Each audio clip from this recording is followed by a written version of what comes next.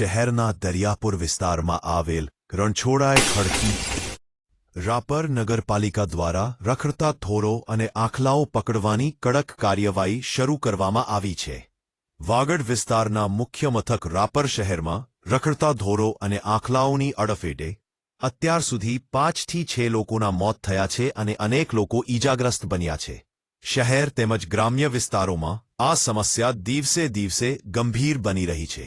ખેતીકામમાં હવે બળદનો ઉપયોગ ઘટતા માલધારીઓ અને ગાયોના માલિકો આખલાઓને ગૌશાળા કે સંસ્થાઓમાં મૂકવા જાય છે, પરંતુ ત્યાંથી નનૈયો મળતા તેઓ આખલાઓને સીમતળ અથવા ગામતળ વિસ્તારમાં છોડી દે છે. પરિણામે શહેરના મુખ્ય માર્ગો, શાળા બજાર વિસ્તાર અને રહેણાંક વિસ્તારોમાં રખડતા ઢોરોનો ત્રાસ વધ્યો છે. જાહેર રસ્તાઓ પર ઘાસચારો વેચાણ થતા ઢોરો વચ્ચે ઝઘડા થતા અકસ્માતની શક્યતા પણ વધી રહી છે. પરંતુ રાપર શહેરમાં અંદાજે 1500 જેટલા રખડતા ઢોરો અને આખલાઓ હોવાનું સામે આવ્યું છે, જેમાંથી મોટાભાગના માલિકી વગરના છે. આ પરિસ્થિતિને ધ્યાનમાં રાખીને ગઈકાલે રાત્રે ધારાસભ્ય વિરેન્દ્રસિંહ જાડેજાની અધ્યક્ષતામાં નગરપાલિકા પ્રમુખ ચાંદભાઈ ભીંડે, ચીફ ઓફિસર તરુણદાન ગઢવી અને નગરપાલિકા સ્ટાફ દ્વારા પિંજરા અને ટ્રેક્ટરની મદદથી ઢોરો પકડવાની કામગીરી હાથ ધરાઈ. પ્રથમ દિવસે અનેક આખલાઓને પકડી પાંજરાપોળને સોંપવામાં આવ્યા.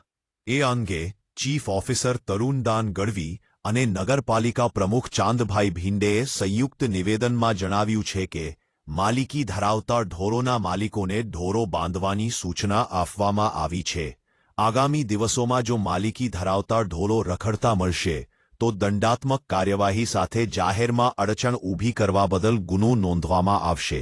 સાથે જ ઘાસચારો વેચાણ કરનાર વેપારીઓને ગામથી 1 કિલોમીટર દૂર કોઈને નડતર ન થાય તેવા સ્થળે વેચાણ કરવા સૂચના અપાઈ છે.